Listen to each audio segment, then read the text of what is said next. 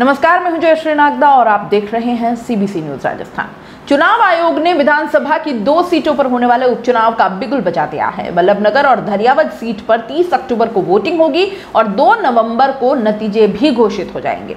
चुनाव कार्यक्रम के अनुसार 1 अक्टूबर से नामांकन शुरू हो जाएंगे। 8 अक्टूबर नामांकन की आखिरी तारीख होगी। 13 अक्टूबर तक नाम वापसी हो सकेगी।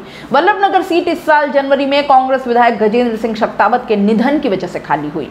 धरियावद सीट बीजेपी विधायक गौतम लाल मीणा के कोरोना से मई में निधन की वजह से खाली हुई। दोनों ही सीटों पर कांग्रेस और बीजेपी के सामने प्रतिष्ठा बचाने का सवाल है।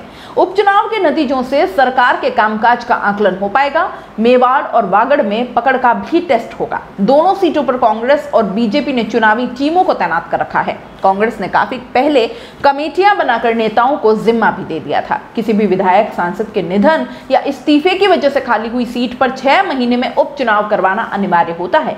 वल्लभनगर सीट पर जून अंत तक चुनाव होने जरूरी थे, लेकिन कोरोना के प्रकोप का हवाला देकर चुनाव आयोग ने विशेष छूट दी। हालांकि इससे पहले 3 सीटों पर अप्रैल में ही उपचुनाव करवाए गए थे, लेकिन चुनाव आयोग ने वल्लभनगर सीट पर उपचुनाव की तारीखों की घोषणा नहीं की। बाद में कोरोना का प्रकोप बढ़ गया और इस सीट पर उपचुनाव टल गए। इसी बीच मई में धरियावद से बीजेपी विधायक गौतम लाल मीणा का भी निधन हो गया। उपचुनावों का मंत्रिमंडल फेरबदल पर असर नहीं होगा, क्योंकि उदयपुर और प्रतापगढ़ जिलों से किसी कांग्रेस विधायक को मंत्री बनाने की संभावना न के बराबर है। हालांकि यह सब कांग्रेस हाईकमान पर निर्भर होगा।